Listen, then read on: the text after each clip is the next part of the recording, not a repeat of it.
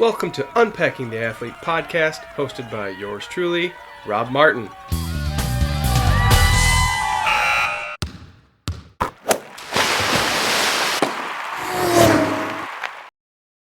Welcome to Unpacking the Athlete, a podcast dedicated to diving deep into what makes athletes who they are.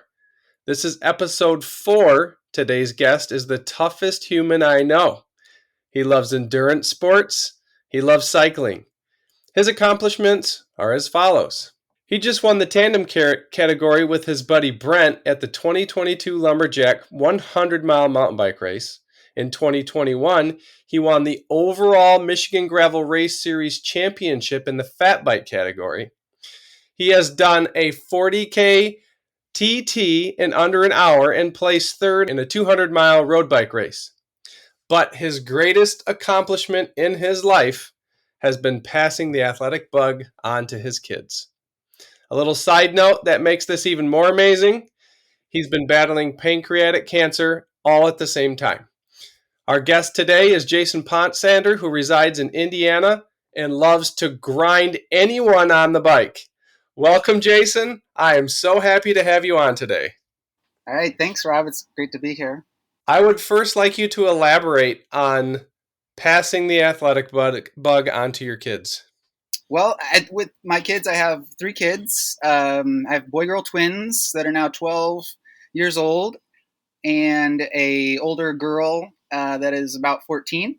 And basically, they've been doing some kind of sports or athletic endurance sports, or watching me do it as long as they remember. When they were 5 years old, I was entering them in triathlons, and they were doing 4 to 5 triathlons a year at age 5. And then they were just watching me do different crazy stuff and different bike stuff. And it's been such a natural part of their lives. They just didn't know any different. And in fact, it got to the point where we'd go camping often near a trailhead. The camping would involve some kind of biking usually. And so one of my youngest girl asked, as she looked around the campground and saw the other campers, she asked, well, what's everyone else doing? If we're here biking, why are they here? What do they do?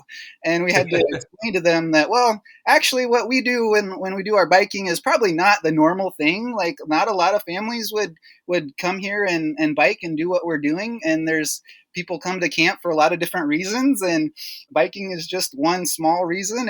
But it's not actually, we're probably not the normal thing here. And so that was eye-opening to me to see that the kids just assume that if we bike, everybody wants to bike, right? So some dads have asked me, Jason, how did you get your kids interested? How are all 3 kids pretty interested in mountain biking, especially, but different sports? And I have to answer that, well, I just got them interested at a young age. And quite honestly, I just lucked out. I mean, my kids, just their temperament works, and they seem to accept the experiences that I've exposed them to. And they seem to have taken it kind of on their own and on different levels and different variations. They each have kind of their limits to the sports and their limits to liking it. But by and large, I mean, it's a biker dad's dream to have 3 kids to go biking with, right? And so I kind of won the lottery here. So I find that to be absolutely true. You did win the lottery with mountain biking, or even just cycling as a dad, with all of your kids enjoying it. And it's actually been fun to watch them race. I mean, I've seen them race a few times and cross the line, and it's actually really cool, isn't it? Yeah, there's nothing more gratifying. I mean, honestly, if I can't be racing myself, the next best thing is to be watching my kids and seeing them excel, or not even, they don't even have to excel, but just be trying it, just be giving their best effort. They could fail miserably and it would still make my heart really happy just that they tried it. And I try to emphasize that with the kids, that we don't do it for the medals, but I mean, gosh darn it, they sure are fun to get. But we do this because it's fun. I mean, it's challenging, it's fun. We can meet other people. There's a lot of reasons, and we don't want to get hung up on the results. Absolutely. We're going to move on to kind of a not so serious question, but a funny question that I came up with. Okay. It relates to something we recently did together at the Lumberjack. But here's the question. If you were given a choice between the 2 following options, Which option would you choose and why? Option number 1, would you ride 100 miles on a tandem at Margie with Brent on the front? Or would you ride the tandem in the Register's annual Great Bicycle Ride across Iowa with Brent on the front? Okay, first of all, does Margie even have a tandem division? Come on, come on. I don't know. I mean, that race is out to kill you. So if you ride a tandem on that race, you're like really asking to be killed. I mean, I don't even think they have a tandem division. So I don't know. As much as I would like to see the Margie course and just see what that's like, knowing there's like a 40% like dropout rate for that race, like I think I would most definitely do the Ragbri ride that you mentioned that probably most people don't know about that's listening, but yeah, it's a ride across Iowa and it's a road ride, and that would be like, yeah, I'd for sure take that. Although the adventure factor of Margie Gessick and just seeing that course would be tempting as well. Tell us a little bit about the background of Team Cancer Be Damned and how did that come into play? This is a hard question because I don't even know how it came about myself. Sometimes I scratch my head and I wonder, like, how did this come to be? Like, how do I know Brent? How do I know you? How do I know Rob Richardson? How did all this happen? I live 2 hours south of Grand Rapids, near the state line of Indiana and Michigan. And basically, what happened was in 2017, I did Fat Bike Nationals at Grand Rapids when it was in Grand Rapids at the Indian Hills Golf Course, and I loved that. It was like, wow, this is so great. I love this. This is a great course. I love this.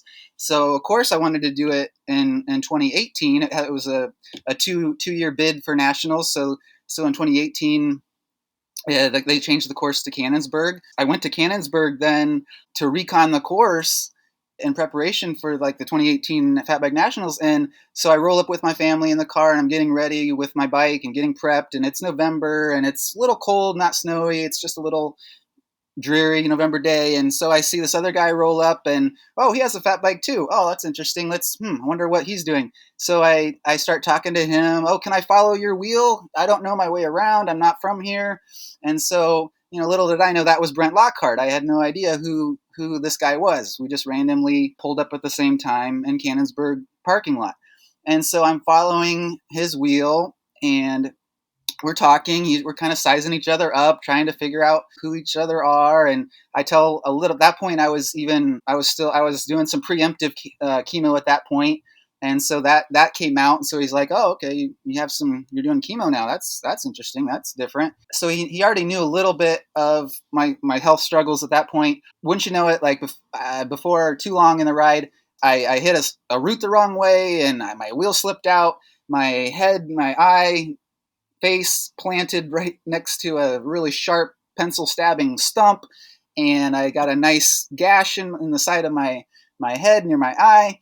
And right away, I was in shock. I wasn't feeling any pain or anything, but Brent looked at me, and right away from his face, I knew something was serious. And he said, we got to get you off this trail right now. And so he helped me find the way off the trail. I would have no idea how to get off the trail had he not been there. And we bushwhacked a little bit and retraced a little bit and got back to the parking lot. Anyway, so I went to the urgent care center as fast as I could, got 23 stitches. It was a pretty good gash. Since that encounter, Brent would periodically message me, oh, how you doing? Like, what's up?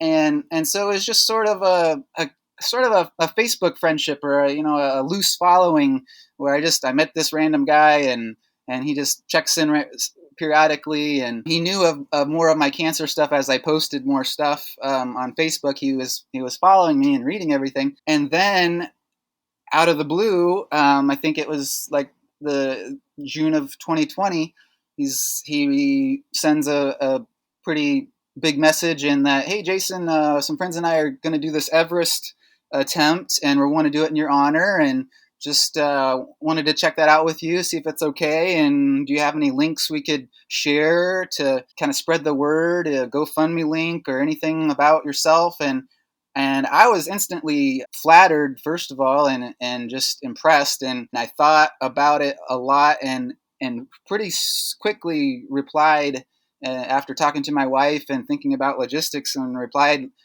hey, Brent, do you mind if I crash the party? Like, could I join you? And Brent replied, oh yeah, okay, sure. Yeah, that sounds great. So, I barely knew Brent, but I knew that he cared. I knew that he seemed like a guy that kind of researched things and had things figured out. And I thought, man, this is a perfect opportunity for me. Like I know Brent well enough that if he picked this hill climb, he had a reason to pick it. It must be like a good hill climb to do for an first attempt. Obviously, he had you and some other Brent Richardson and yourself and some other guys. He had some other guys lined up, and he had support lined up. And I thought, man, all I have to do is show up. If I show up, there's already some support in place. I didn't really care about Everesting, or I barely knew what it was beforehand, but I sure did do a lot of searching that week and Googling, and I was like, oh yeah, let's do this. Like I just have to show up. Brent kind of did the hard part. What better opportunity? And so it worked with our schedules, but it was a frantic week. I had barely a week to figure out, the batteries for your Garmin and the lights and all the technical issues that you don't think about on a normal ride. And so I just felt like I barely had things figured out, but I had it figured out enough that I thought it could work. And so it kind of began with that. The Everesting was the next step. And wouldn't you know it, of the guys that started, I think the guys expected me to do one or two laps or a couple laps and say, wow, I'm beat. Like, thanks guys. I'm going to go home. I just, wouldn't you know it, like it was Brent and I that finished it out of the group. I can't explain it. Brent says he wouldn't have finished it if I wouldn't have kept going. Well, I wouldn't have finished it if he wouldn't have kept going either. So it was a mutual thing, and then just the whole team behind it just made it work. And so that right there, I think that the Everesting kind of sealed the deal. Like after that, we became a lot closer. I still didn't know any of you guys really terribly well. Just to have gone through an experience like that, you become like blood brothers in a sense. I mean, you have a shared hardship and you make it through and on the other side, and it's just like nobody can take that away from you, and it's like a shared memory that sticks with you forever. And so I think from there, I mean, we just kept getting closer and closer, and Brent and the rest of the gang, they knew of my cancer struggles, and it started to get more serious with the cancer. I got a call from the doctor like, oh, the cancer's coming back. I had a big surgery that was supposed to take it out, and that was good results, but it came back after the surgery like a year later or so. And I at some point I reached out to the guys again, and I was just sort of like dreaming in my head. I just posed the question like, what if I would do the fat bike series, the gravel fat bike series, or sorry, the gravel series on fat bike, and what if you would help me win the series? And pretty quickly I got a reply like, yeah, let's do it. Let's do it. And it just, that is no small commitment. I mean, so that's, a 8 or 9 month season of at least 8 minimum races. And so, we did the fat bike series all on fat bikes. And I mean, it was just incredible experience. And of course that really, I mean, by then we were getting to know each other pretty well. And it was just heck of a lot of fun to ride together and to experience that teamwork and just go through the adversity of especially a few of the races especially had some hard adversity. And then from there, things progressed with the cancer, and I found out I was going to have a brain surgery last fall in November. And again, I was at my wit's end, and what do? I guess I start making goals. I start planning things. So in November, I had no idea how I would be after the brain surgery. That's kind of a big thing to think about. I had a lot of assurances that I would be okay, but you go into the brain, that's not a very happy place to go. It's not a place you want to have surgery usually, and has big consequences if things go wrong. And so I started to dream, what could I do? I laid out several races, I laid out several ideas. The team and I decided, well, let's focus on Lumberjack. I think it's in my ability as a mountain biker. I don't know if I would say that now, but people. So the first plan was, okay, Jason wants to do it on fat bike. Okay, but I had no idea how my body was going to be and what shape my body was going to be from, this was November and we had all the way till June to figure something out. And that seems like a long time. Maybe I could be really good. Maybe I could be really recovered, or maybe I could not use my right leg very well and have some issues. And so I had a second plan. Well, I could do it on the open class. The open class would be a lighter bike. Okay. It'd be less effort for me. Okay. But then what if I'm still not able? What if I'm still weak? Okay. Maybe, there's a tandem category. Maybe we could do it on tandem. Who has a tandem? Okay. So anyway, long story short, like, it ended up that, yes, I didn't recover quite nearly as strong as I would like to have, and I'm not nearly as strong as I was a year and a half ago. My right leg has a lot of weakness and doesn't quite work as well. Kind of walk with a limp, and I joke that I can bike better than I can walk sometimes. That's actually kind of true. And anyway, Brent secured a tandem, like just the most awesome, badass tandem you could find, right? And so he's like, okay, Lumberjack it is on tandem. And so we completed the Lumberjack 100, and I had no idea what I was getting myself into. I mean, I thought everyone said, yeah, you can do this trail. I think it's within your ability. Wow. I mean, like I've said before, like, I am really high energy, high goal, and sometimes that drives people away. But you guys you take that energy and you just like take it. Okay, Jason. All right, let's go for it. Okay, you want this? Okay, you want this? Let's up in the ante. And had I known what all was entailed with Everesting or the Lumberjack, I don't think I would have shown up to the starting line. I probably would have backed out. But again, like, you're just the team's like reassurance and confidence that you're going to be there no matter what happens, good day or bad day, like, you'll be there. And that's honestly what kept driving me forward. Is like, okay, well, I keep telling my kids, like, it's not about the results, not about the awards, like, just, you do it for the experience, you do it for the love of the sport. These guys are going to be there. It's going to be a memory. It's going to be an experience, a heck of an experience. Like, no matter what happens, just go with it. What's your worst fear? What's your worst fear? Well, that I'll like fail, that I won't be able to do it. Well, okay, that's your worst fear. Like, well, if the guys are with you, like, who cares? Just do it and find out what happens. And so that, the Lumberjack turned into another story like that. It was the scariest 10 hours of my life. And we made it through, and I'm really, really happy, in hindsight, really happy and proud to have gone through with it. And so I guess, yeah, I don't know I think that kind of completes the history of the Cancer Be Damned story. I forgot to mention there were a few other, before we settled finally on the Fat Bike Gravel Race Series, we did do a couple races where I was on an actual gravel bike and I was following third wheel behind Cancer Be Damned team, all on fat bikes. So they were hauling ass on fat bikes, and I was just struggling to keep their wheel with a proper gravel bike that's 10 pounds lighter. And it was all I could do to keep up. And then we finally, at some point, it dawned on us all, or it dawned on me, it's like, hey, like, let's just all be on fat bikes. I mean, let's just forget this gravel bike thing and just do it on fat bikes and just show people what we can do. And that, it became a lot more fun, I think, when we were all on fat bikes. I agree. And there was one other, I think that you and I did, it was a virtual race where just you and I went off on gravel bikes and raced that together. And that was quite a fun experience too, with great scenery.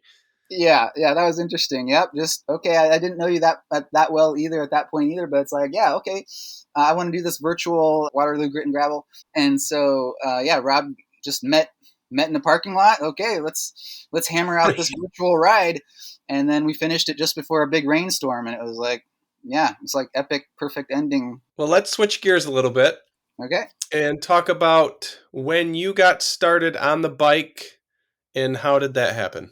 Well, I always call high school cross country as my gateway endurance sport drug, so to speak. So so in high school, I was cross country runner, or trying to be, and when I wasn't injured, I was injured quite a lot throughout high school and college, but that was my gateway into the sports realm. I hadn't really done anything before ninth or 10th grade before cross country, but I got pretty serious about cross country and wanted to do as good as I could, and that led to track and field, and did 800s and the mile in track and field high school usually. And that just got me started basically. But I always had a background interest in biking on my own, especially with Ragbri being in Iowa. So Ragbri is a ride across Iowa that happens every year. The route changes to a different route every year, and it's roughly the third week of July. Its claim to fame is it's the oldest, longest,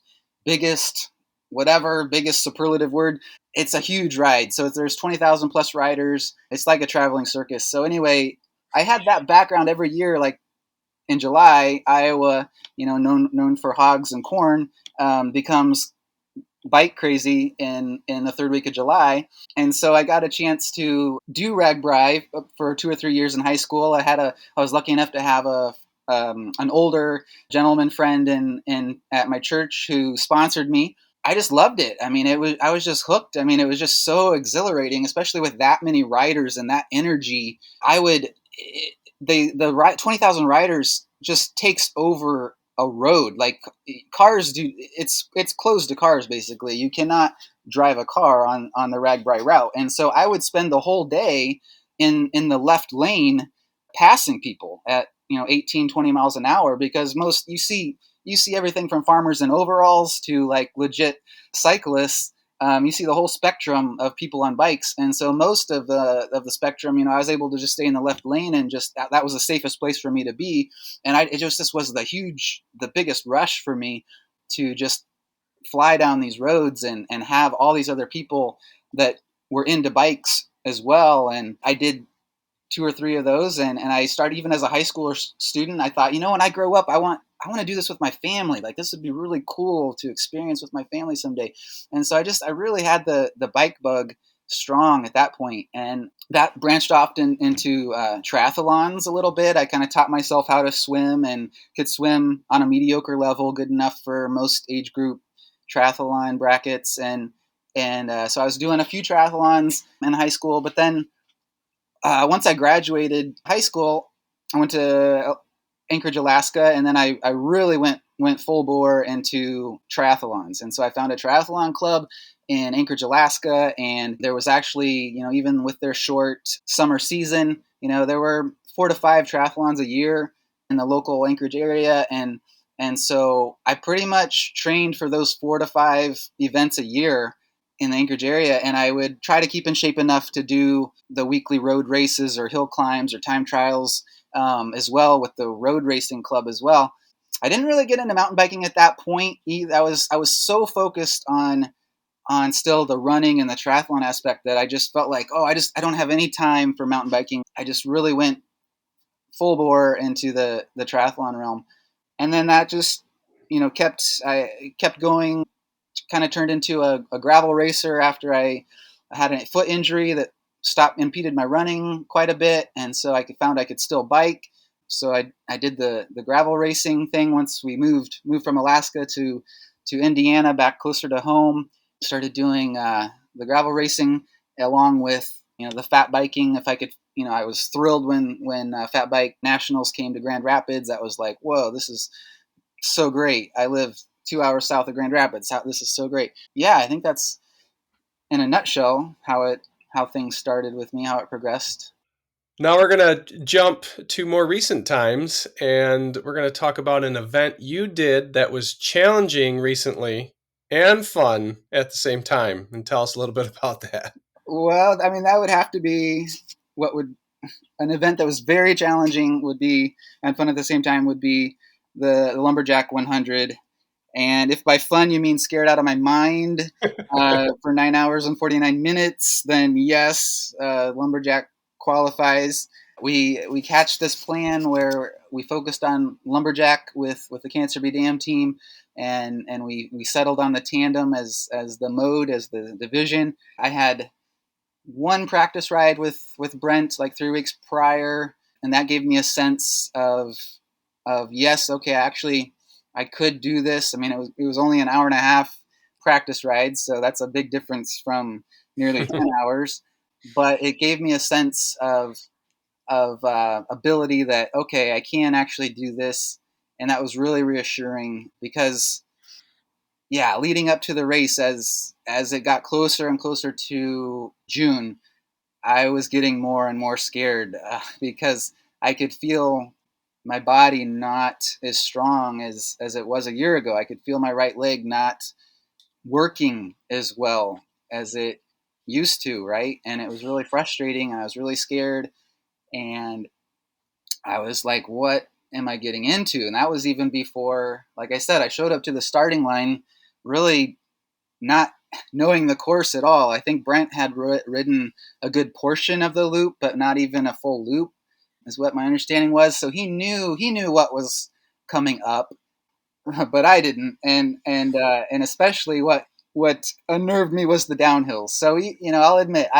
I'm an aspiring mountain biker. I keep saying that. Maybe I am have to stop saying that now. Maybe I'm actually a mountain biker now. But even on road, the downhills are still what scare the heck out of me. So I'm hitting the sissy brakes. I'm not throw yourself caution to the wind downhiller like you need to be a fast mountain biker, especially. And so I was not prepared at all for those screaming downhills on the tandem. When Brent told me that our Mac just after the ride, as we finished, he said, we hit 30 miles an hour. That's what he looked up the stats. Our max speed was like 30. I was out of my mind. Like, you serious? Like 30 miles an hour down these hills? Oh my! I would never have predicted that, and I was half traumatized and half giddy that I was alive, because like traumatized because every tree felt like it was gonna kill me, right? And giddy because it actually worked. Like I'm okay. Like nothing happened. And just hats off to Brent. Like, I don't know how he kept the rig up, but I will remember, like, even on the practice ride, the very first thing he said was like, "Look, Jason, we are not going down. Like, just remember, we are not going down. This rig wants to stay up. It's a stable rig. Just let it float under you. Let it do what it needs to do. But we're not going down. Just have that mentality, and we'll go through anything. We'll just work through it." And that stuck with me, from that practice session until the event. And I just kept trying to remember that. And I kept, as we went downhill, I would keep saying, like, trust it, trust it, trust it, trust it, trust it. And I was trusting it with all my might, and it was all I could do. I would say honestly that it was the mental part that was the hardest. It was having that trust for so long, and having my mind be tuned in to Brent's movement, because I couldn't see the trail. Like, I couldn't see past his head or through his head and around his torso. And I could see a tree ahead, but I didn't know if we were going to the right of the tree or left of the tree. I didn't know which way, and so I would have to watch his leanings, or feel the trail through his body as best as I could. And we were learning together too. As at the beginning, Brent said, Jason, just stay neutral. Just do your best, stay neutral. And I think that'll be the best plan. And eventually we started getting more tired and tired. And Brent's like, oh, you know what I said before about staying neutral? Like, why don't you try to lean this time? Let's try to lean. So we were learning as we were going too. But again, hats off to Brent. I mean, there's nobody else I would entrust my life to like that than Brent. I mean, he has the motocross background, and he has the background of having the trees whiz by and processing the information and picking the line instinctively without thinking. And I knew all that about him, and I went with it. And honestly, it was that mental focus that was the hardest. And at one point, Brent, he yells out. He could sense my insecurity. He could sense I was scared, and he's like, "Just remember, I'm your airbag." And I'm thinking, at first it made me feel good. I was like, "Oh, he's my airbag. Oh, wait. Oh, what? Shoot, he's gonna get really hurt if something happens. I'm gonna be okay." Now I feel bad because he's gonna get hurt if something happens. So it's like, oh shoot, what? So anyway, it kind of worked, kind of didn't with that advice. It was kind of funny a little bit, again, I don't know if I would show up to the starting line if I would have known all those downhills were so crazy, but it was, oh man, we did things on that trail that will never be repeated. I can guarantee. I mean, there were riders. How do you push a rider on a 18-inch wide trail? How do you ride side by side and put your hand on the back of a rider and do that? And that's what we did. That's what you guys did. And I could see in my periphery sometimes the rider beside me pushing would ride themselves right into a tree or brush or something. You cannot do that on a trail. That's not meant. That's what single track is called single track for a reason, right? And you guys were pushing side by side, or you would ditch the bikes and run behind pushing some of those uphills. And again, I don't know. Bikers hate to run. Like bikers do not run, and that's what you guys are doing. Plus, you had to go back and get your bike and catch up to us. I don't know if you guys were doing a mountain bike race or a marathon, because, and I don't know if you should have brought your biking shoes or your running shoes, because the things we were doing out there were not meant to be done. I mean, they'll never be done again. I can guarantee it. It was amazing to be a part of that, and it went surprisingly well. I mean, it was good weather. I mean, it got hot by the third lap, but anything's going to be hot by the third lap. I mean, it was pretty mild overall, and I mean, nutrition plans worked pretty well on the most part. I think for especially for me, but for most people, our goal was to try to be the first tandem, and if we could, I mean, first of all, to finish it, to be the first tandem would be the icing on the cake, and I mean, just thanks be to the team, and we were able to do that, and it's just, yeah, it blows my mind away. I mean, it was so exhilarating and off the charts. I can't believe it. One person responded to ride a tandem in general is incredible, but to race a mountain bike tandem is like off the charts. And so I wouldn't have known how to appreciate that comment before Lumberjack, but it's absolutely true. I told Brent at the beginning of the race, and this was still even before I knew what I was getting into. I had no idea of the course, right? And I told Brent, like, okay, you know why there's only 3 other teams entered, right, Brent? He's like why? Like, because there's only 3 other people in the state that are crazy enough to drive a school bus through the woods like you are, okay? That tells you something right there. It don't matter that there's 4 people entered, four teams. Just the fact that there is 4 teams tells you something is up right there. Challenging because of a few reasons. You can't see because the person in front of you, and 2, the downhills are absolutely fast. I mean, really, you guys did hit 30 miles an hour, maybe a little more, maybe a little less, but that's fast on a trail that is definitely old school single track. I'll add one more thing too. Like, because of those downhills, it was especially challenging because, like, Brent would try to brake a little bit. You can't avoid braking a little bit. He says he wasn't braking on my behalf. I don't know if I believe him or not, because I was definitely wanting him to brake more. But the more he braked, the more pressure, the more downward pressure it put on my hands and my arms and my shoulder.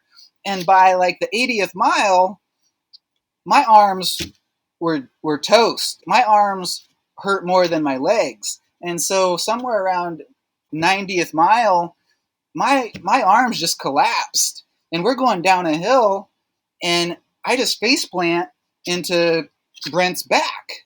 And I can't do it. I'm just face planted into his back. And I'm saying, Brent, my arms, I can't, I'm in. He's just trust it. Just ride it out. Just ride it out. I don't know how he kept it up. I was pushing on his back. I had no arms. Sometimes my right foot was coming unclipped down a hill, and I was flailing my right foot, trying to get it back in. Oh, it was crazy. It was not meant to be done, but we were doing it. Definitely challenging. And then we had fun as well because of the group of guys, but then also taking home the win. I mean, that's fun. Yeah, it's always the icing on the cake, yeah. So I want to paint a little more picture of this trail system for people that don't know Big M, right? Old school single track, which is mostly what the race was comprised of. We had a little bit of double track here and there, and that was a nice break, I would say, for everybody. because we were allowed to spread out a little bit and drink a little more and get some fluids in. When you say downhill, I think in my head of when I go out west to Crested Butte or a bike park and you got a nice wide path with no trees and you got flowy goodness. This is not what Big M is. Big M is old school, narrow single track with tight trees flying by you. So just understand when Jason says he was scared going downhill that I would have been scared on the back of the bike as well. I actually got to ride Brent on the back. And so my first time on the tandem, a tandem is a totally different experience. I'm going to say something right now. I would never get on the back of a tandem in a mountain bike race like you did. I'm not going to ever do that in a mountain bike race because I experienced the flex of the bike and the uneasiness of the bike. When you're on your own bike, you don't feel that. When you're on the tandem, if you've got a couple of quick corners or even 2, 3, whatever corners in a row, that bike flexes and yo-yos back and forth, and there's so many different forces and vectors pulling on you. It's crazy. After I did that, I got to watch someone else on the front take Brent around, and I honestly feared for his life. There were 2 instances where I thought they were completely going to crash and both die. So the riding a tandem, if you've never done it, I'd like you to go rent one and go try it out on a mountain bike trail just to see what we're talking about. That puts into perspective a little more of what you guys did with only an hour and a half of practice together to go race a 10-hour mountain bike race. It's absolutely mind-blowing and impressive. I wanted to add that in. For sure, yeah. What other sports or activities have you done in the past that you believe have translated into a better you on the bike? Well, like I said, running was my gateway endurance sport drug, so to speak. I think activity-wise, honestly, it's been maybe what you'd not expect, perhaps not endurance-based. But when I was 8 to 12 years old, I was really heavily involved with target archery through my dad, and both indoor and outdoor archery. I competed in the Iowa Games, which was like a target, like a field target style competition.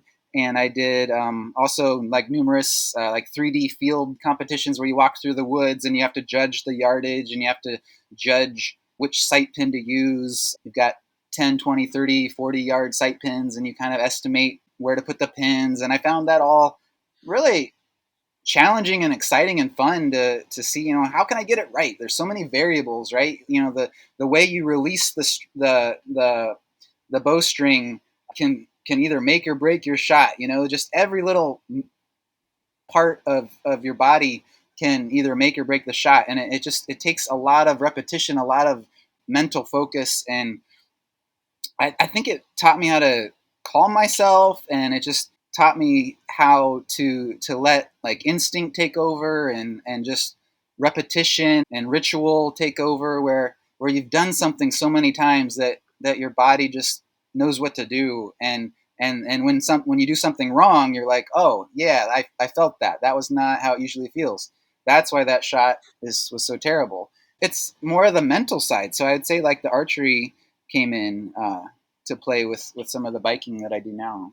What was the best investment that you made in yourself, or maybe a parent, family member, or friend made in you that was most helpful along the way for you being where you are today? Again, this might sound unrelated as well or sound strange, but I think mentally it can fit. And I would say what's helped me now is again on the mental aspect where I when I was about 10 years old, I watched my mom, who was, in her 30s at the time. She went back to college to complete her bachelor's of arts in teaching, and so she was commuting back and forth. They didn't have online classes back then, and all that, so she had to commute a pretty large distance several times a week, and she had me and eventually my younger brother was born 10 years younger, so she had a young infant at the time as well when she was finishing up her college years.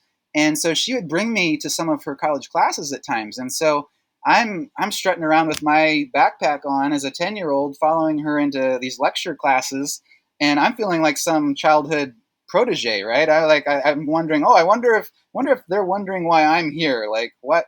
They must think I'm really smart, or like, I just pretended I was a little college student. So I would get out my notebook, get out my activities or whatever, and I would sit through these lecture classes, and then I would go home and I would watch my mom like just study her brains out, right? I mean, she was like me in a lot of ways, and probably type A, and just wanted to do her best and overkill on everything and overstudy, and so I watched her like lock herself into her room and study for hours and hours and hours, and she was just, I could, even at 10 years old, I could tell with my little child brain and my little, childhood knowledge of the world, I could understand like she's doing something really hard. This is not normal for a 30-year-old to go back to school with all these younger people, right? And it just taught me just to work hard and to try your best, and just I saw how hard she worked, and I think it, eventually kind of translated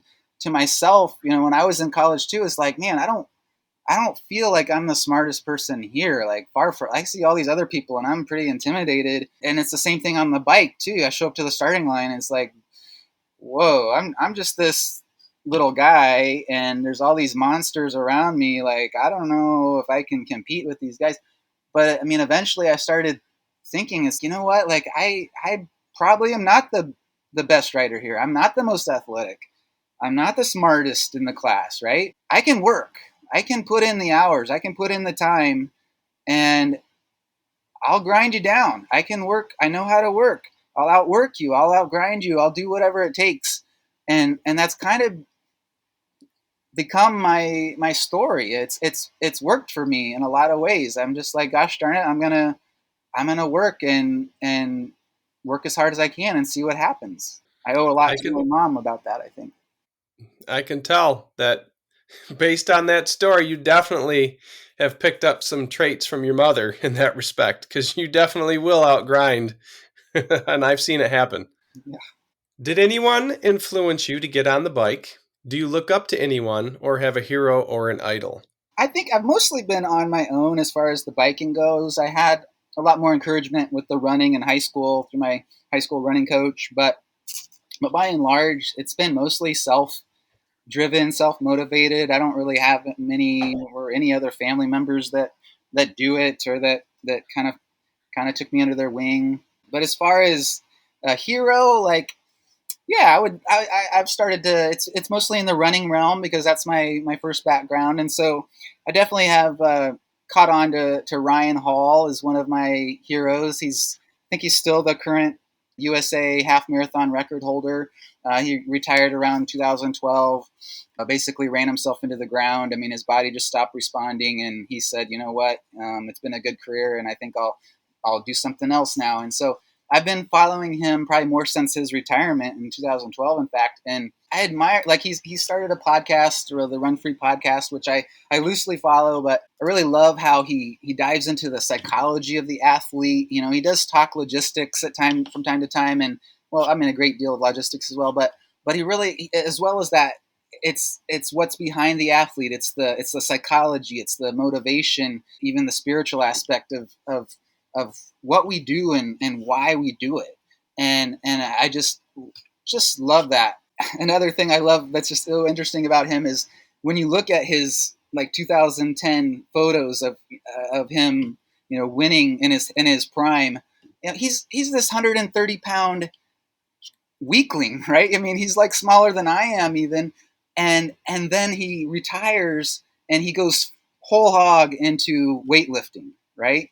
And he's a 180-pound monster, right? I cannot believe the body can transform that much. That also inspires me too, because like my body has been through so much, and just to see how his body is transformed, it's like I didn't know bodies could do that. Like, really? Like, could I take my body and turn it into a 180-pound monster? Like, I don't ever think so, but he did it. I don't know.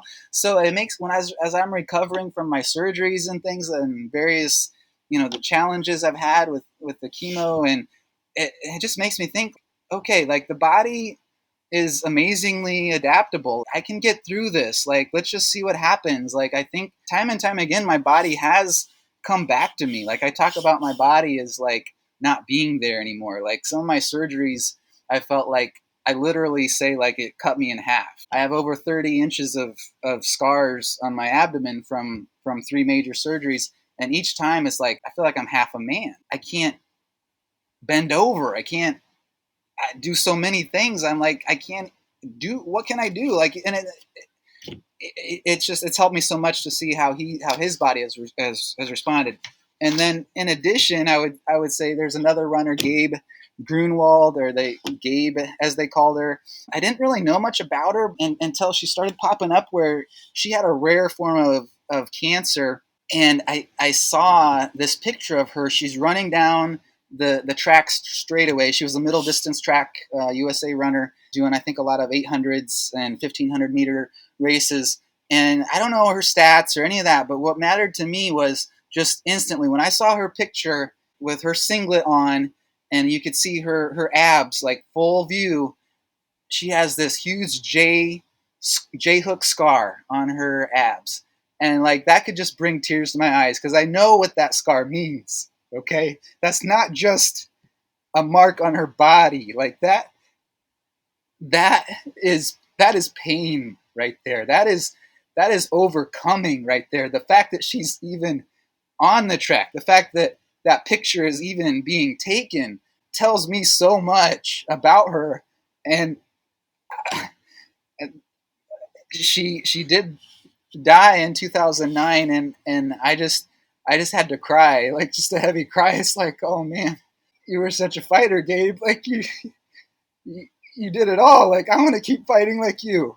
And she inspired me a lot. And if she could do it, I thought so could I. And I thank Gabe for how she put out her message and advertised what she was doing. Not in a boastful way, but in an inspiring way. And I kind of think that if I can do some small part of that as well with what I do, so be it. More power to everyone. I do it for myself, but if it inspires other people along the way, then that's great. So yeah, I would say those are some of my heroes. Very inspiring, and dude, you are doing it. And you are inspiring a lot of other people. I get messages from people all the time saying, I don't know your friend Jason, but what you guys are doing is awesome and inspiring. So kudos to you, dude. Yeah, thanks, and thanks to you too. When and what was your first ever race, and take us through that experience? This is not exactly my first race by any means, but it kind of makes sense with the questions and the fact that this was like in the prehistoric era of fat biking, right? And so I was in Anchorage, Alaska in 2003 to 2010, and that was really before mainstream fat biking hit. Like Trek and Specialized didn't even have a fat bike, and so we'd go to the local REI, and we'd oogle and ogle the Surly Pugsley, right? That was pretty much the only mainstream fat bike there was in production that I knew of at that time. And so in Anchorage, or just north of Anchorage, there was a race every year that was called the Susitna 100, or there was also the Little Sioux 50. It was a 50K, or I think it was the 100 was actually 100 miles. I did the Little Sioux 50 for several years, but I was trying to do it like everybody else on these Franken bikes, they called them, right? We were trying to do the best we could with fat biking with what we had, which wasn't a lot in 2003. If you think about the evolution from 2003 to now, it's been pretty great, and especially in the fat biking realm. And so I've got my base level, Cannondale F400 with the head shock. It's a pretty entry level fat bike with V brakes. And so I'm trying to modify it so I can do this race like everybody else is. So I get at the time there's a guy in Fairbanks that is making these rims called Snowcat rims, and that's what you want. If you want to do a race like this, you got to have Snowcat rims. And so Snowcat rims are only like 2-inch wide rims or 2.5-inch wide rims. Okay, again, like that's not a huge deal by today's standards, but then it was a big deal. So I got my Snowcat rims, and then I get the biggest tires I can find, the widest tires, WTB Werewolf 2.5-inch wide tires. I thought that was huge, right? 2.5 isn't even plus size, right? Nowadays. And so I'm putting all this together, right? And this is like the week of the race, trying to fine tune everything. And so the knobbies on the werewolf tires are too wide for the rear triangle of my mountain bike, right? It's not made for that wide of tires. So I'm sitting there in my living room with a Dremel. I'm trying to Dremel off the side knobbies on these perfectly brand new tires, right? I'm totally like wrecking these tires, trying to grind the side knobbies so that it would clear the rear triangle, right? The front wheel was no problem. The front wheel had lots of clearance like most bikes do, but I'm sitting there the week of the race grinding down these tires so they would rotate in the rear triangle. And then again, this was before tubeless. So we still knew enough to run our tires at 5 psi, right? You want flotation without tubeless at 5 psi. When you torque hard on the cranks, it could possibly move the tire casing independent of the wheel, thus ripping off your valve stem, right? So that the tire and the wheel could move separately, or the tire could stay planted, so to speak, whereas the rim would take the force of your drivetrain and it would shift everything enough to rip off your valve. You don't want your valve ripping off in the middle of the wilderness in this race, right? This was a true wilderness race. If you were, especially if you were on the 100, if you bailed on that race, you had to take a plane back to civilization, right? They take your credit card information beforehand because they will bill you $200 for that plane ride that you take to get out of the race. Anyway, that's not my first race by any means, but it was just still kind of felt like a first race in a way, because all these new things were coming at me, all these new problems that we don't hardly think about now were coming at me, where I had to figure out how to fit my tire in the frame. I had to figure out how to not rip off my valve stem. I had to figure out the lights when, the lighting and the batteries have gotten so much better since then. All these variables. You had to have like a 2,000 calorie minimum packed with you all the time for the longer race. I think the hardcore racers would carry like a stick of butter just for like, because they didn't think they would actually need it, but it would fit the requirement. So there's all these crazy things happening. It was one heck of a race. It's the only race that I know of that it relied on. They call them snow machines up there. We call them snowmobiles down here. But the snowmobiles had to pack in the trail, and it relied on the snowmobiles to actually pack in the trail throughout the season to have this race. And I doubt many of the snowmobilers were avid bikers. So it was like these two overlapping groups, so that sort of like fed off each other. And the biking that we were doing couldn't have happened without these snowmobilers out there. So it's very interesting dynamics to have that all happen up there. And what was the name of that race again? It was the Little Sioux 50 or the Susitna 100. So they were kind of sister races together. That's usually every February in Anchorage, Alaska. And I would love to go back up there sometime and do it. And I'd have to probably rent a bike, but yeah. And you can imagine how much the V brakes we had back then would like a 2.5 inch rim, like to spread the V brakes so wide. It was beyond my ability to get them to be centered right, and they barely worked anyway. The brakes were the least of your concerns on a race like that. You didn't need much braking on that kind of race, fortunately. But anyway, there were so many variables, so many obstacles that we don't even think about now, and in a way, it does feel kind of like a first race to me. How many hours a week do you spend on the bike during base building, preseason, in season? Maybe you can take us through those. I typically am always doing at least 7 hours a week, right? I'm usually doing at least an hour a day. I would try to take off one day a week for rest, and still often maintain that 7 hour a week base. I'm probably one of the most consistent riders I know of. When I look around at different riders, just year in, year out, I'm always doing at least that 7 hours. Of course, it does increase a bit during the building phase, and so I'd probably max out at 10, sometimes 12, but more in that 7 to 10 hour range. And it's honestly, it's mostly on the trainer. I mean, as boring and as lifeless as that sounds, I know some people would never be able to handle that. I don't know. I've made my peace with the trainer. I don't know. For me, it's just so much more time efficient, with young kids and a family and just a busy life. All I have to do is just take off my shirt, put on my cycling shoes, and I'm on the trainer on and off in a heartbeat. And the outdoor rides take so much more time. And I love the focusedness of it and the regimentedness of it. I would usually follow Trainer Road and follow one of their plans, and I would just follow it so faithfully, and that really worked to my advantage. Early spring, I would come out of the gate early spring, typically like in pretty good form, whereas most riders are kind of like coming out of hibernation, or still trying to lose their whatever fat from the off season. I'm coming out with both guns swinging, and especially when the Cancer Be Damned gravel races started, I think that really helped catch people's notice, because I was ready. I was ready. I was primed, right? I was primed and ready. And the Cancer Be Damned team I was able to take full advantage of every ounce of help I got, and every ounce of draft I got. And we were able to hit, those 20-mile-an-hour averages on gravel roads out of the gate. People are wondering, like, whoa, who is this guy? Like, what is going on here?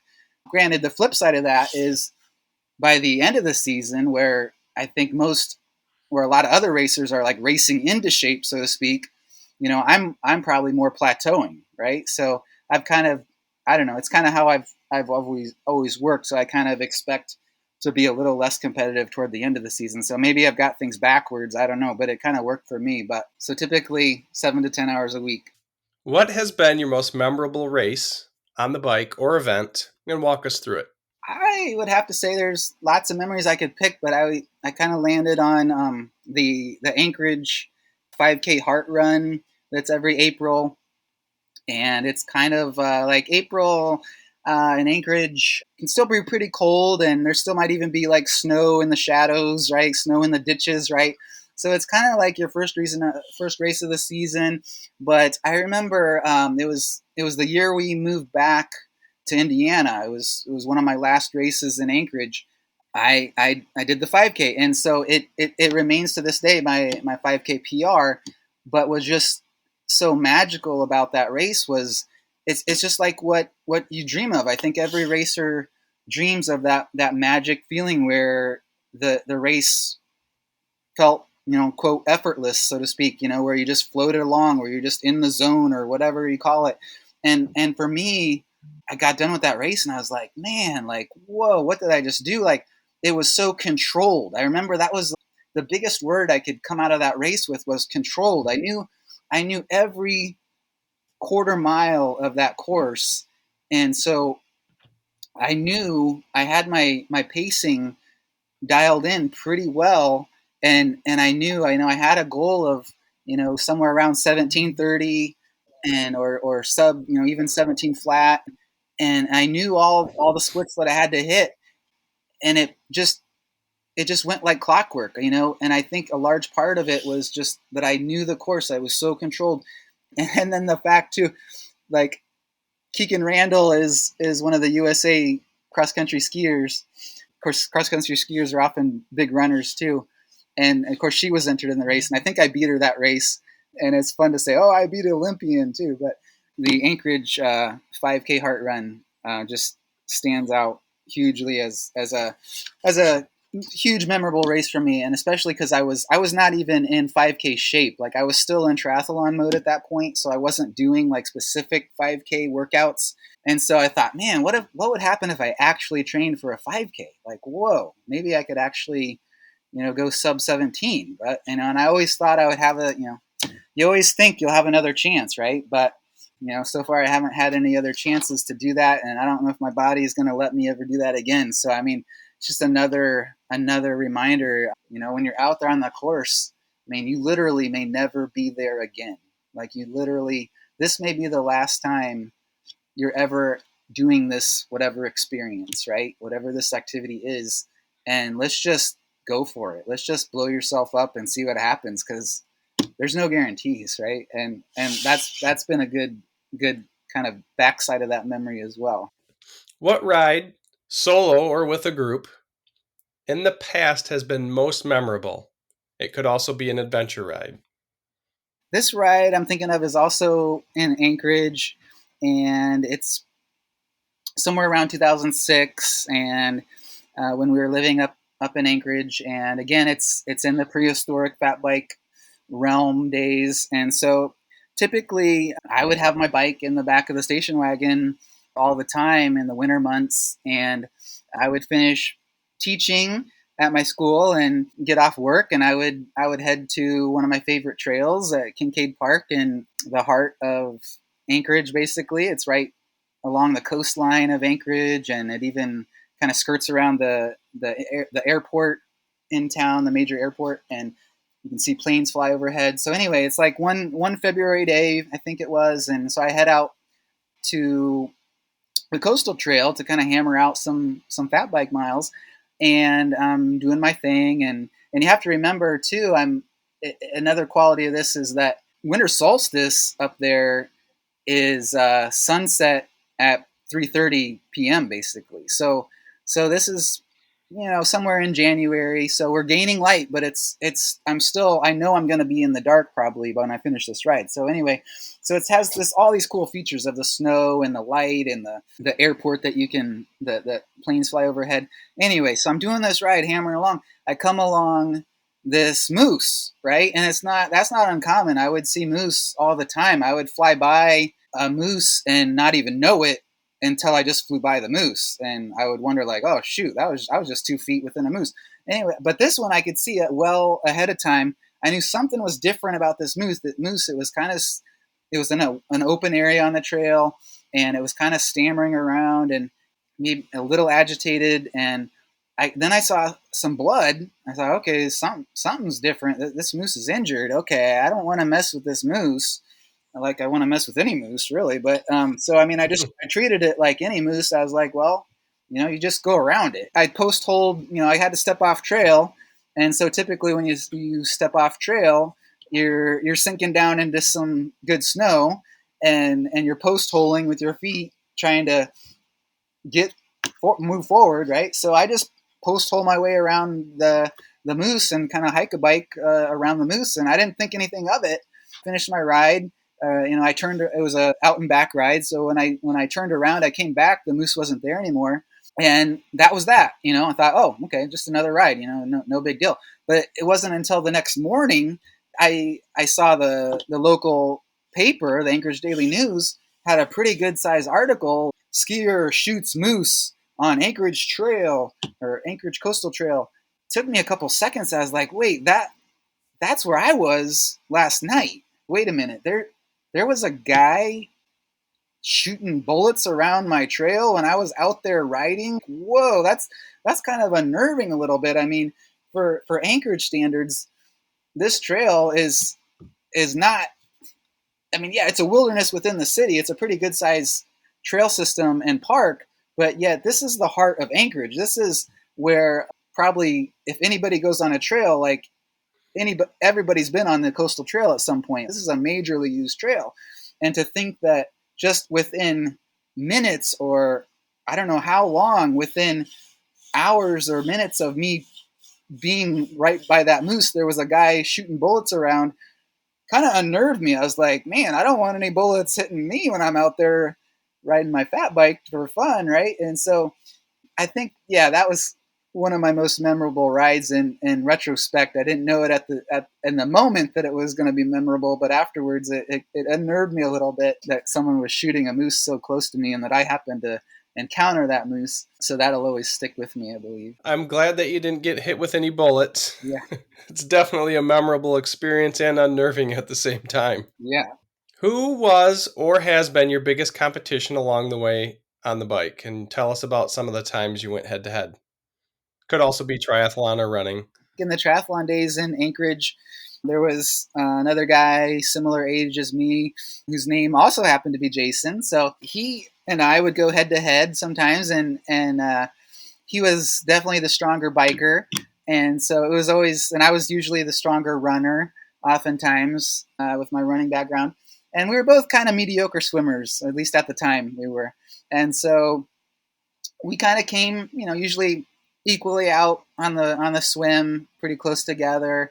And then I just hoped that I could stay close enough on the bike to hit on the run, and it was a lot of fun. Sometimes he would beat me, and sometimes I would beat him.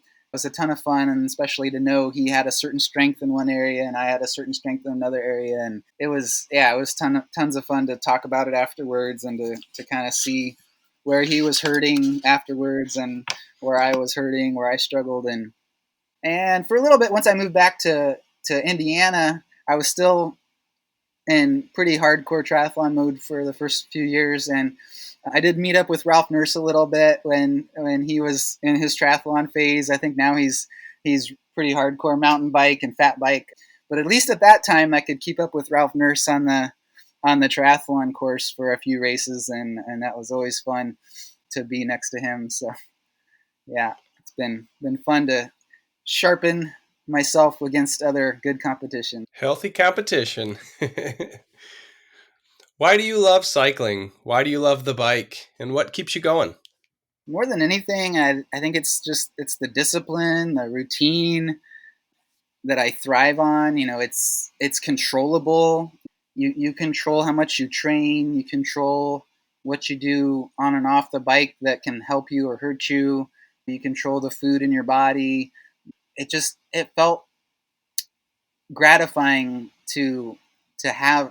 I'm a type A, right? I like to have control, I think, and it's gratifying when those variables come together and you see, oh yeah, that does work. I am actually, I can actually control things enough to have the outcome that I want. Not always, right, but sometimes. And then I think along with that is just the whole metaphor. For me, life, racing and training is a big metaphor for life. Like, you've got this this race, or any race could be a whole microcosm of actual life. You're excited at the beginning, you hit a challenge in the middle, and you wonder, like, what the heck you're doing out there and what's happening, and then hopefully you persevere and you make it to the end, right? And sometimes it's a great day and it's exactly what you wanted, on those miracle days where you're like floating on air, and other days it's like, oh man, I made it through, but maybe I could have done this different. It's like, it's the same thing in life. I mean, there's all these challenges coming, and it's like, what are you going to do? How are you going to respond to this? Even on the race days where you're like, what, this is not smart for me to continue. I'm hurt, or I'm overheated. There's no shame in dropping out either. And I don't say, people say sometimes, they say, oh, I never quit. I never quit.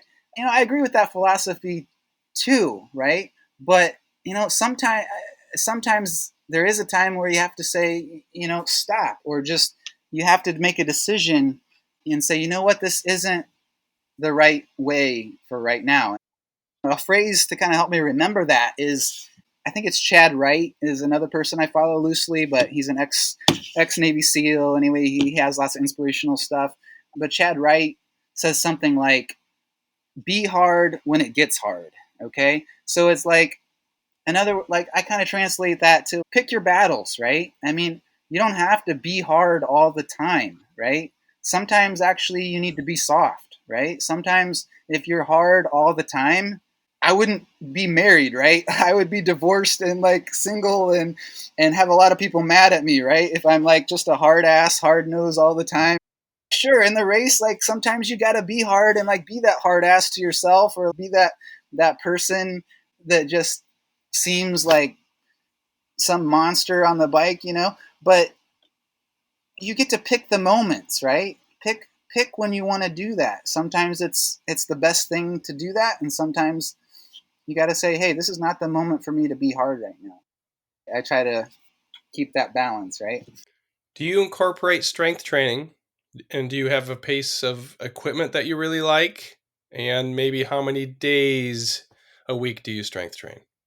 I used to do more strength training, more core work, just the basic, probably bread and butter, the planks and the push-ups and the abdominal core work type things. I did have a Bowflex for a while. I thought, oh yeah, this Bowflex will really help me, and I can really improve on strength in different ways. And I did for a while, but then it just became another thing to hang clothes on, right? And I got rid of it. But yes, to some extent, I have done some off season or even during season strength work, but not tons. I'm sad to say. I think it would. I think I could do better if I would incorporate more.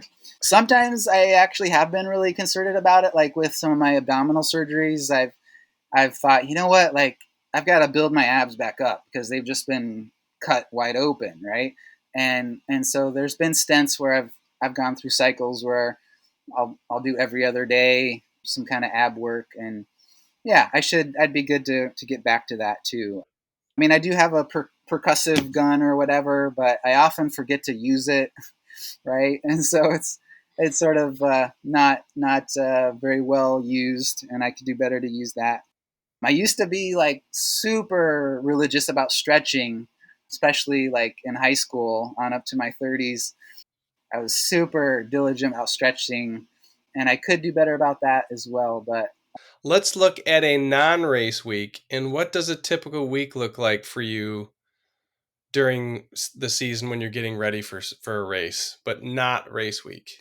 I'd say it's kind of like before chemo and after chemo kind of answer to this. So like before chemo, typical race week is me getting home from work around 3:30, 4 o'clock, and basically trying to hit the indoor bike trainer ASAP. Right, the more time I let lapse between my work and like getting home, just the harder and harder it gets. Like I just have to immediately like just jump right into it, like not even talk to anybody, not even hardly do anything, and just jump right into it. Usually that's what I would do. I would just have that trainer open, have my trainer road schedule. I knew what the workout was, and just faithfully follow that. After chemo, like when different chemo schedules started happening, I think I still try to get on my workout, immediately after whatever the major thing of the day is. So it'd usually be in the evening or early afternoon. But it became more like, yeah, a lot less intense workouts. I was just trying to see what my body could do. I was wanting to do more intervals and focus on like threshold and like over unders and things, but it typically was more like, well, let's just get the time, just get the time in. And it was kind of therapeutic in a different way. It was almost meditative for me. It was almost just mind therapy for me to get that distance from all my problems. I just, you run somewhere or you do a bike ride, and you just feel like all those worries you had an hour ago at work were just a lot further away. I can just sort of somehow think in a different space after that ride or during that ride. And so that's typically what I would do. And I would recommend that highly for anybody. I heard someone term it as like decision fatigue. Like you want to take all the decision fatigue out of your workout as possible. So I knew I had zero decision fatigue because I knew my bike was on the trainer. I knew the trainer road workout was loaded. All I have to do is get down there and hop on the bike and start pedaling, and I'm going to do my workout, right? So I don't have to think about when and where and how and all those other problems. I like your point on decision fatigue. And I used to tell this to my clients when they would say, hey, I have a hard time getting to the gym or getting to do the workout. What you need to do then is you need to do it when you're motivated to do it, like the night before. If you're an early morning workouter, pack your bag, pack your shoes, pack your clothes, put it in your car so that after work you're ready to, you don't have to do it in the morning and you're ready to do it after work. Get it done. So I like that.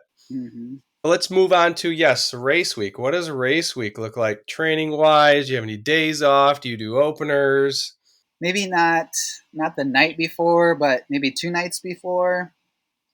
I would try to do a priming workout where I would definitely hit like my threshold pace or my threshold effort that I would be having as a goal for that race. And I really viewed it as a mind workout. Like there's nothing more I could do to my body to really help me. Rest is probably, especially I think for my body, like one of the best things I could do is probably just rest. At that point, I kind of liken, there's a saying, the hay's in the barn. Now let's burn it down. It's like, well, the hay's in the barn, right? There's not much more I can do. But Right. I viewed that like 2 day prior workout to the race as a mind workout, because it's like what's going to limit me is my mind. I have to remind my mind, like, okay, I'm going to be in pain on this race. And my mind has to be ready to say, okay, we're in pain and it's okay. It's okay because it's nothing we haven't done before, right? This is just usual, right? This is just par for the course. So when the mind hits that pain barrier, it's like, oh, this is just what Jason does. This is like normal. So I viewed it as a priming workout. I'll never forget on one of the Cancer Be Damned gravel bike races that was coming up on a Saturday. I was in my basement on a Thursday, and the race was on Saturday. I'm doing my priming workout, and I get a message from Brent, and it's a link to Metallica's "Nothing Else Matters," right? That's what I'm talking about. That hit my groove, or that was in my realm, because I was, here I am. I'm in my basement doing my thing, doing my primer workout, and just to know, what's Brent doing? Brent's in his basement, probably at the same time, in his pain cave, doing the same thing I'm doing, and we're both gonna meet each other on Saturday. We're both gonna do this race, and nothing else matters. I mean, we've got this teamwork, we've got this brotherhood. We're going to face the pain together, and we're not going to be afraid of it. We're not going to be tense about it. We're going to let it come, and we're going to have a great day. And that, to this day, like, I hear that song and it just hits me so hard. It hits me so emotionally, and just it really motivates me. I wasn't really a Metallica fan before, but I've been transformed, I guess, by Brent and all you guys. Metallica. Yeah, That's funny. What is your favorite interval workout to do on the bike? Do you like long intervals? Do you like short intervals? you can call me a masochist, I guess, but I'm a triathlete background guy, right? So I'm into the TT, right? The time trial. I'm into the threshold. So for me, I hate sprinting. I hate having to stand up and sprint to the line. I'm probably going to be the last one every time. I'm not going to win in that kind of race, but if you give me an 8 to 20 minute interval, I'm going to grind it out. I'm just going to try to try to hit a target wattage that is appropriate, and I'm just, or maybe just slightly higher than I think is appropriate, and I'm going to go for it. I'm going to see what I can do. Those 8 to 20 minute type kind of grinding efforts, or those FTP efforts where you're trying to find a number to base your training on, is kind of, that's kind of my jam. I like being in that zone. Call me crazy. I want to do that. If there was one race you could do over, what would it be, and what would you have done differently?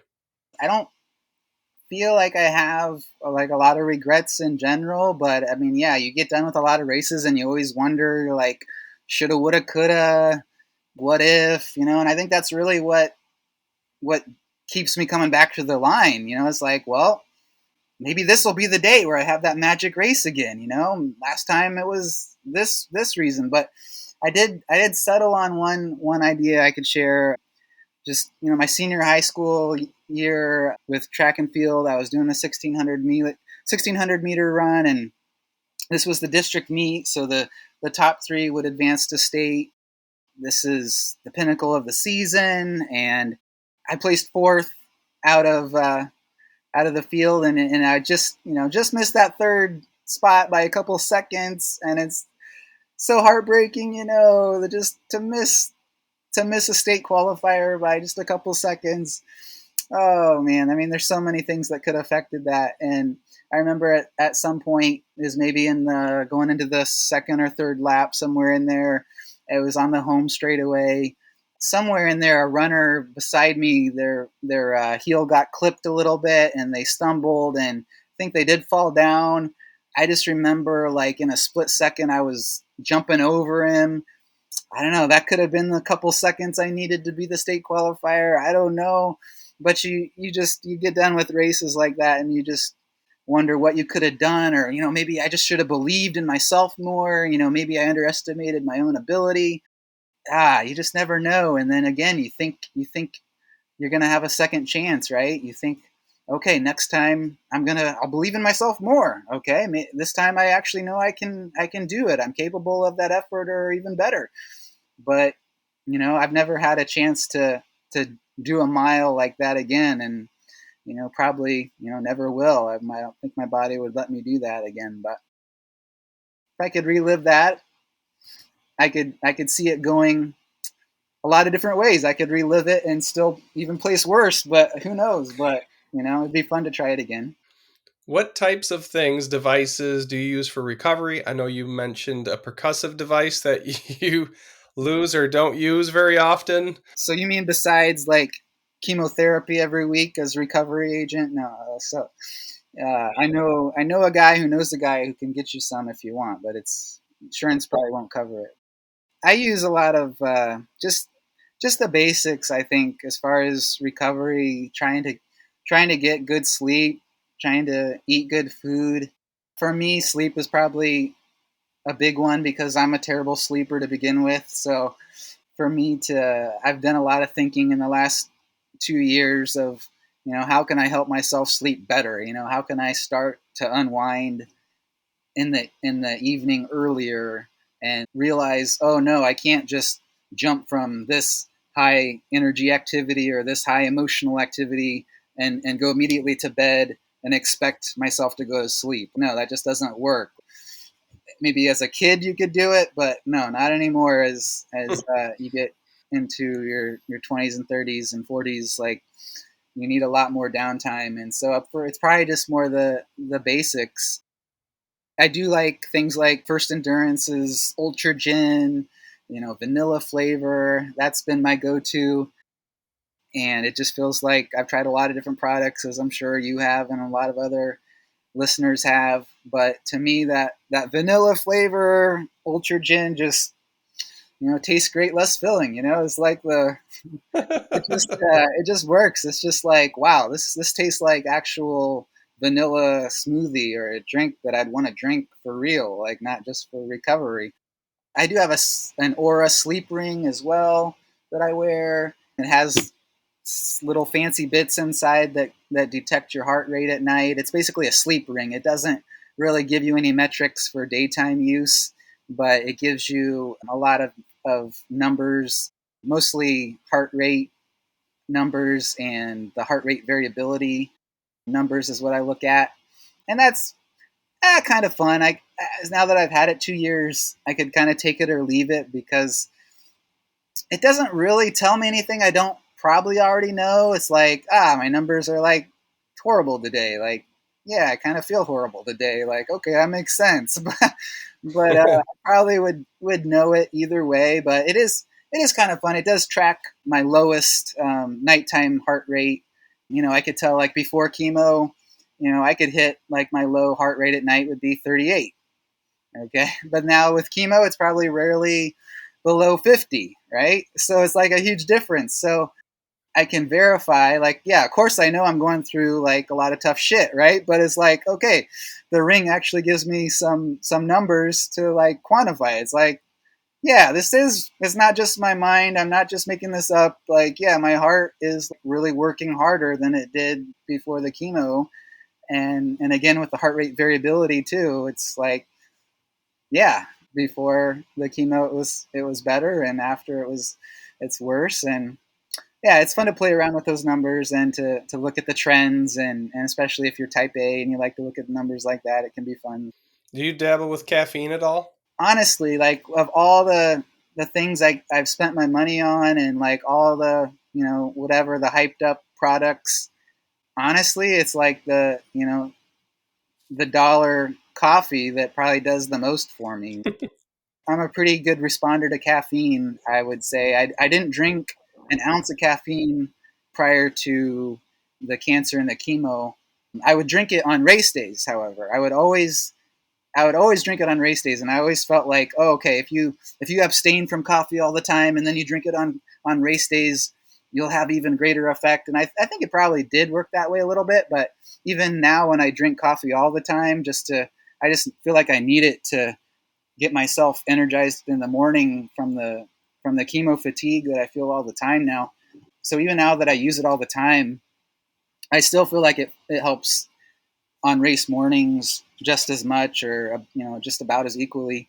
So yeah, I definitely do use the caffeine, and sometimes just aspirin as well. I'll take like preemptive aspirins, and I've actually heard studies that show that Tylenol can have like a pain buffering effect, or like an ergogenic effect where it kind of helps you push through the pain a little bit.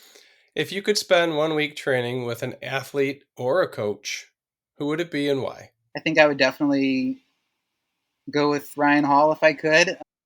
In fact, we actually had, like, this was in the heart of COVID times and the height of COVID times. There was a half marathon in Minnesota, and he agreed. We had started texting each other through my high school coach. I got in contact with Ryan Hall, and so for a while we were texting back and forth, and he was really inspired by some things he was hearing from me, and he said that let's do this half marathon together. He's not doing it for time.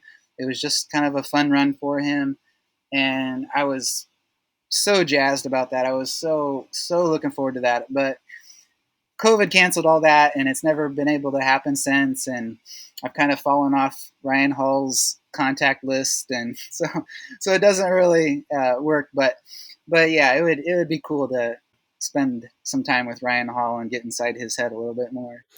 What do you do pre competition to get yourself ready and motivated? Do you do any mental work, any music? Definitely do a lot of music and a lot of mental work. I do like a priming workout, like I mentioned before, maybe 2 days out before the event. But for me, it's really a lot or all mental. So I'm reminding myself that, hey, I'm going to do this race. I'm reminding my body that yeah, you're going to face this pain in 2 days, and I want, if more than anything, I want my mind to be ready for that, like to be okay with that, right? And it's some kind of priming workout, threshold workout 2 days prior.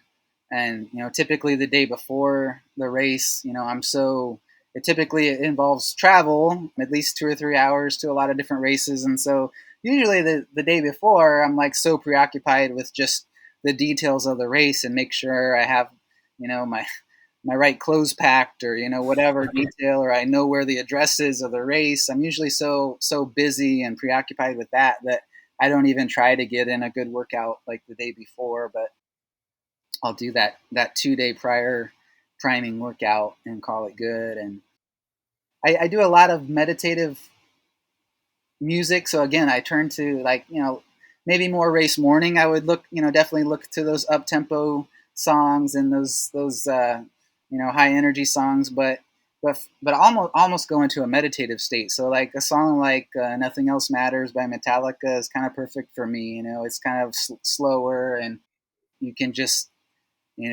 focus in, like yeah, we're gonna feel this pain, and it's gonna be okay. And cancer be damned. No matter what happens, we're gonna have a good day, right? And so it's all meditative for me at that point. Any other favorite music besides Metallica? You said upbeat stuff, so I'm just trying to.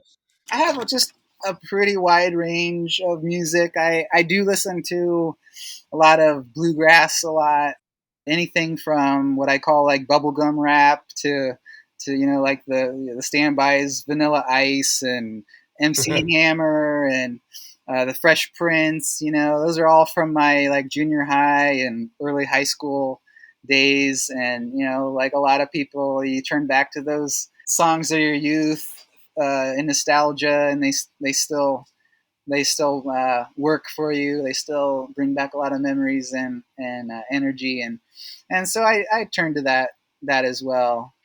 Do you have any other events on your calendar for this year? At this point, no, I don't. I don't really know what to say. I don't know. I know it probably won't take me too long before I'll start thinking again.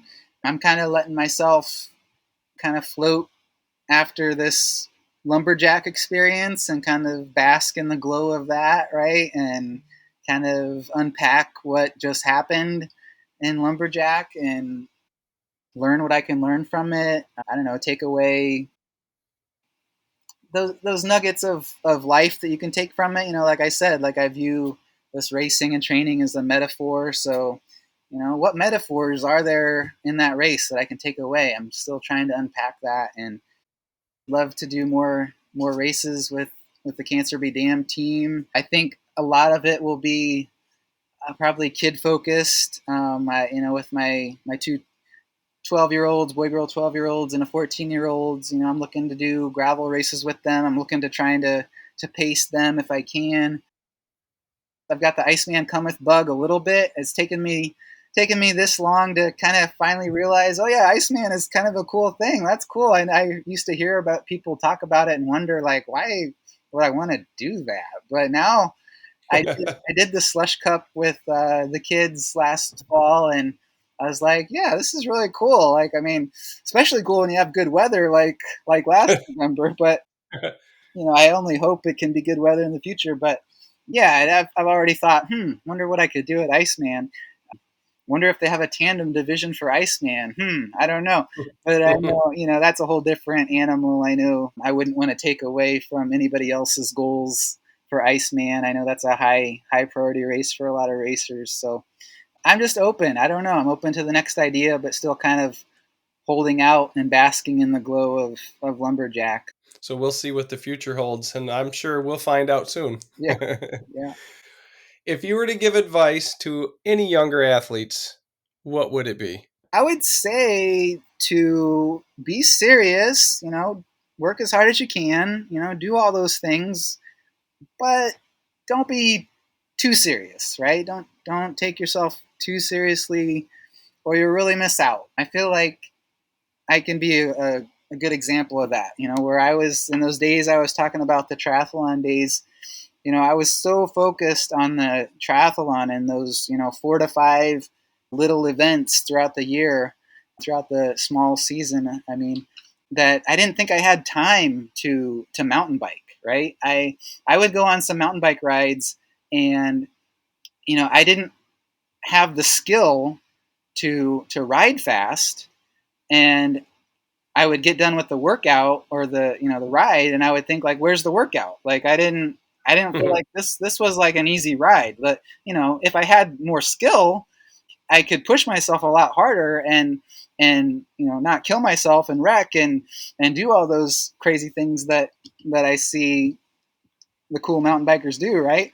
But I came to it so late in life because I was so focused on triathlon that I was kind of late to the party. It's a little hard for me now to expect to excel with mountain biking. But now that I've gotten into the mountain biking, I can see like, oh yeah, this is really fun, and this is really a whole different kind of challenge and workout. And I was really missing out thinking that I didn't have time for this. Like I could have been using that time to develop all these skills that I wish I had now. And so I've kind of taken a step back, and now that I have kids, it's been the perfect thing for me because I can expose my kids to mountain biking now at such an early age, at such a young age, and they don't even have the endurance now to do like the 40K time trials and the 30-mile gravel races that I was so focused on. They don't have that motor yet, right? So this is the perfect time to build all those other skills that mountain biking brings in, with the balance and the coordination and the picking the line and the bike handling when they, the time will come where they'll eventually get the motors, right? They'll have the engine if they want to, but the skills need to come now, or you can never learn too early, right? So they're getting the background that I wish that I had, and so it's so gratifying to see them outride me, right? So to already surpass me with those mountain biking skills. So I would say in a nutshell, like, work hard, be serious, but at the same time, make some room for those kind of one-offs, or those don't skip the group ride just because Trainer Road says you got to do this 20-minute FTP test today. Like, do some of the group rides. Make some friends and get that community built. Don't just lock yourself up all the time. Find that balance. Find that community and that balance.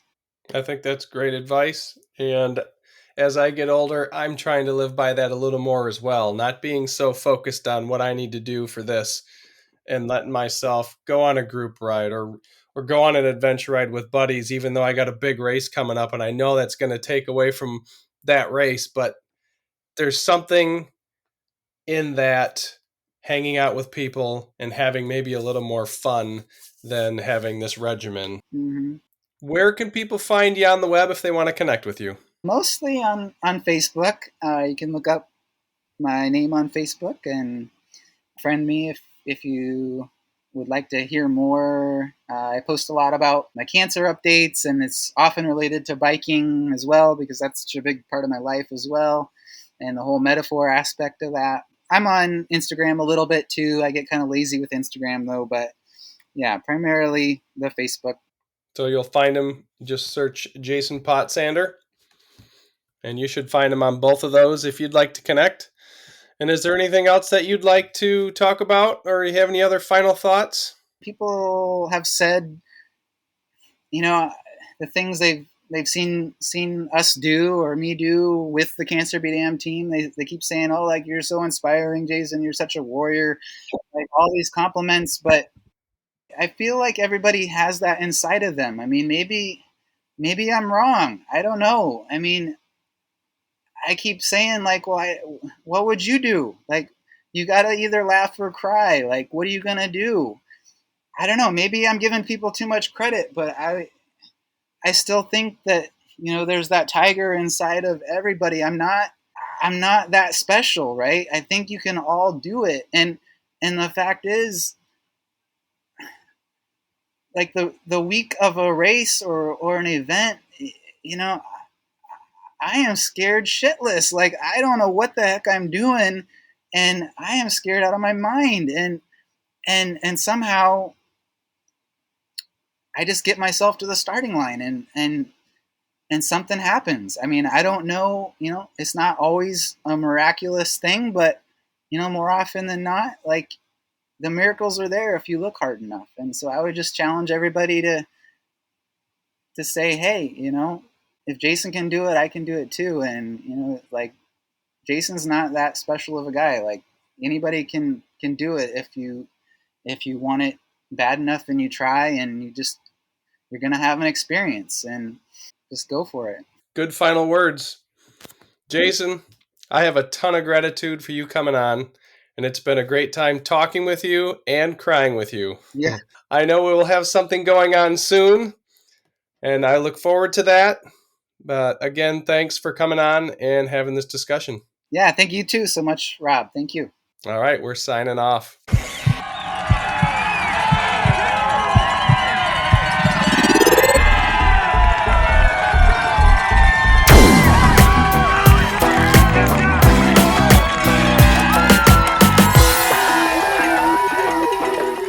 You have just listened to Unpacking the Athlete.